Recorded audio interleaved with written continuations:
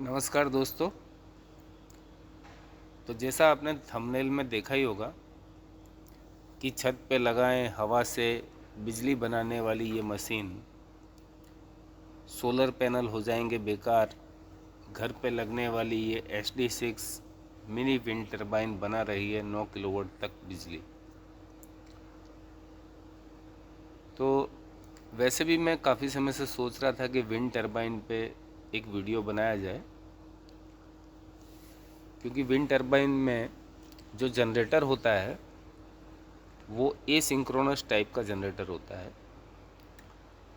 क्योंकि wind turbine wind की velocity के हिसाब से उसकी ब्लेड घूमती हैं, और विंड की वेलोसिटी हमेशा एक समान नहीं होती है, जिसकी वजह से जो ये ब्लेड हैं, ब्लेड का RPM भी सेम नहीं होता। मतलब ये एक फिक्स RPM पे इनको नहीं चला सकते।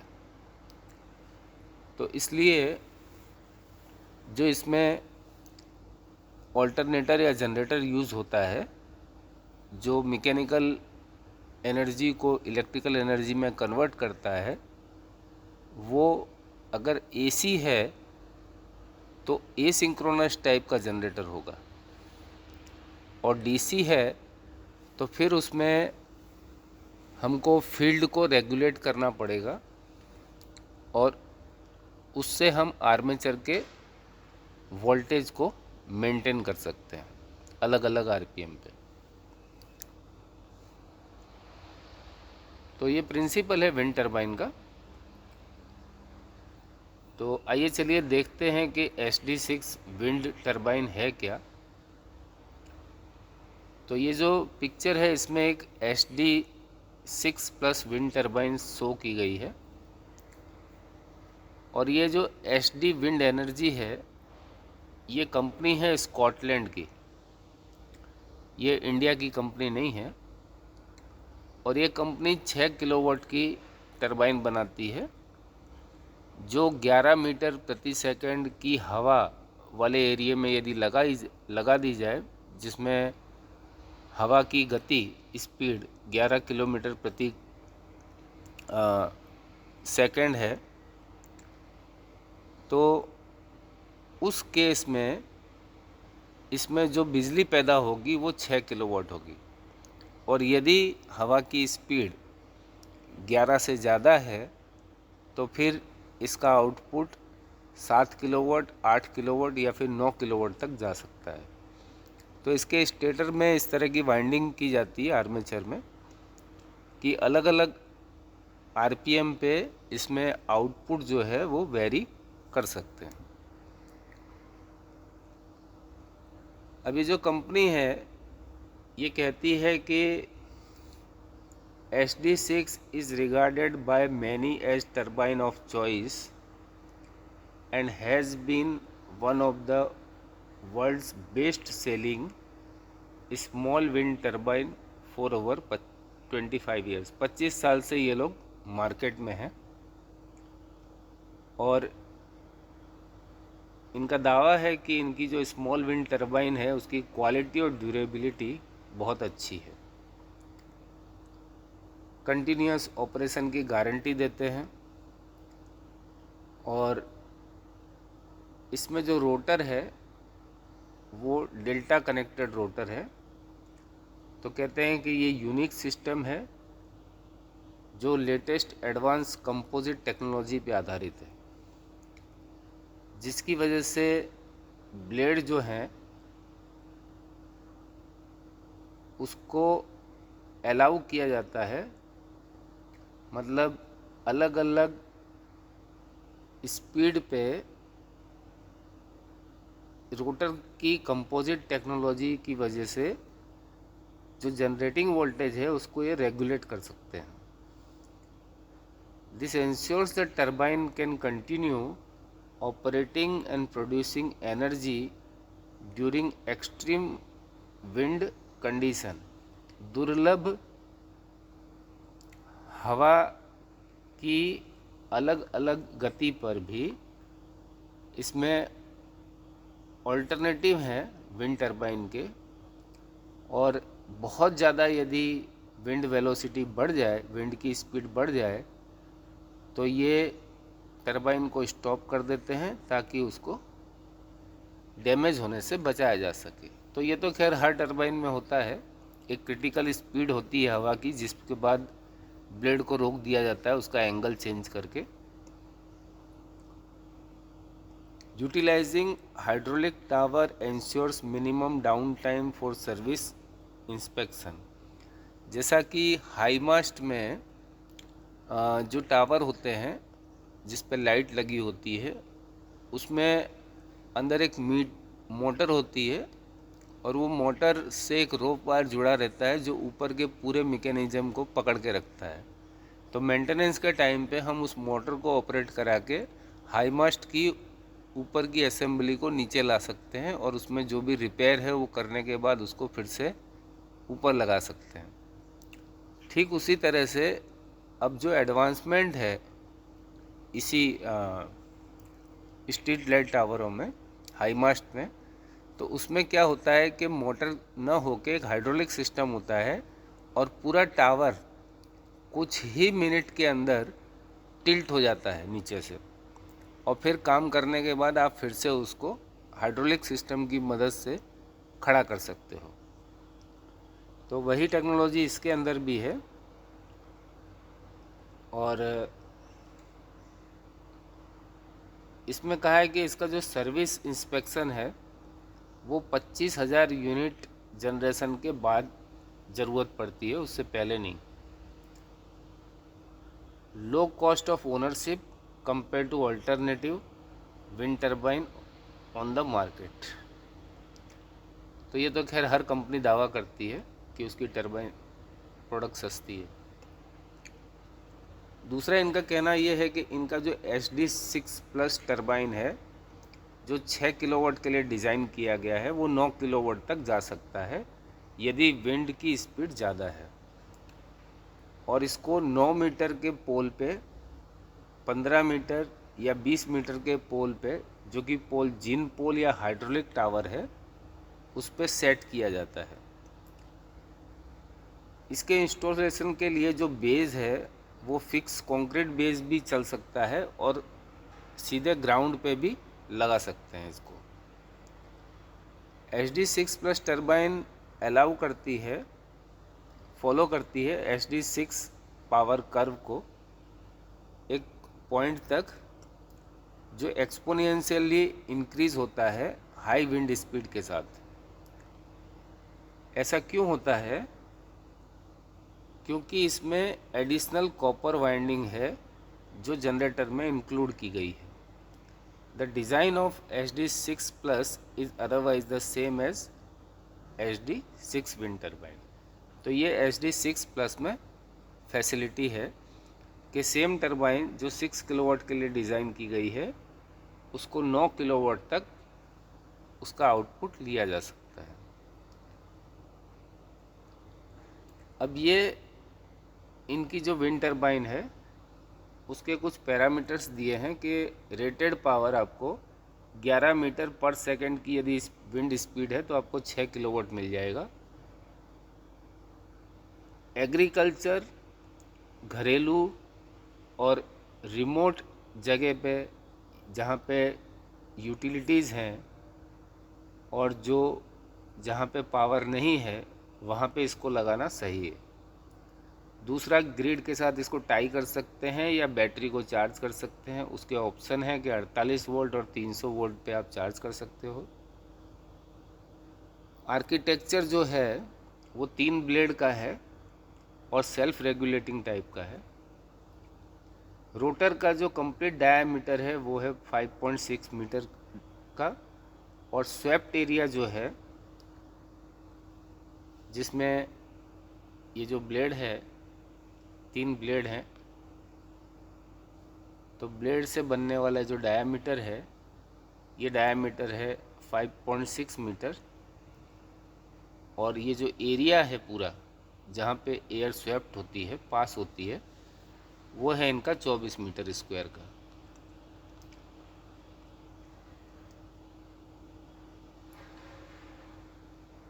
ब्लेड का जो मटेरियल है वो ग्लास थर्मोप्लास्टिक है। नॉर्मली सुज़लोन की जो मैंने रोटर ब्लेड देखी हैं उसमें यूवी प्रोटेक्टेड पेंट यूज़ किया जाता है। इसके हेड का जो वेट है, पोल के ऊपर जो जनरेटर और ब्लेड का जो स्ट्रक्चर खड़ा होता है, ये जनरेटर है, ये पूरा पोल पे खड़ा होता है, तो इसका जो मास है या इसका जो वेट है वो है 550 किलो। इसमें टावर के वेट की बात नहीं हो रही है। जनरेटर इसका ब्रशलेस है जिसमें परमानेंट मैग्नेट लगे हुए हैं। टावर की हाइट ऑप्शनल है इनकी 9 मीटर, 15 मीटर, 20 मीटर। पोल में भी इनका मोनोपोल हाइड्रोलिक या जिन पोल में ऑप्शन दे रहे हैं ये। टावर स्पेसिफिकेशन इनका क्लास 1 गैल्वेनाइज स्टील। फाउंडेशन कहाँ आप लगाना चाहते हैं, पैड पे, रूट पे, रॉक एंकरिंग पे लगा सकते हैं। कटिंग स्पीड है 2.5 मीटर पर सेकंड। कटिंग स्पीड होती है कि जब विंड की वेलोसिटी बहुत डाउन हो जाए तब भी ब्लेड रुक जाती है, क्योंकि फिर पावर जनरेशन होता नहीं है। और सर्वाइवल विंड स्पीड है इसकी कि ब्लेड 70 मीटर प्रति सेकंड की हवा से भी ब्लेड डैमेज नहीं होगी। और ये अपनी विंड टरबाइन पर 5 साल की वारंटी भी देती है कंपनी।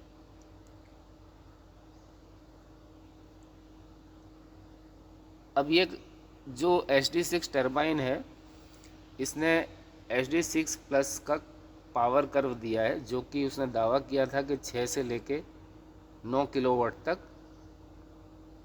बिजली पैदा करेगी।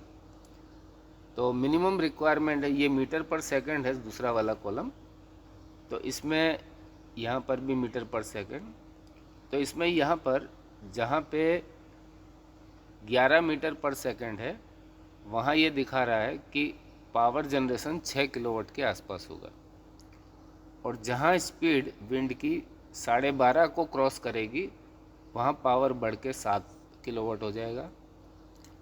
यदि विंड स्पीड 22 या 23 है तो 8 किलोवाट, और 40 से लेकर 53 तक की विंड स्पीड में आपको 9 किलोवाट पावर मिलेगा। मतलब फिर पावर ज़्यादा बढ़ेगा नहीं, क्योंकि इसका ग्राफ एक्सपोनेंशियल होता है। एक्सपोनेंशियल ग्राफ इस तरह का होता है।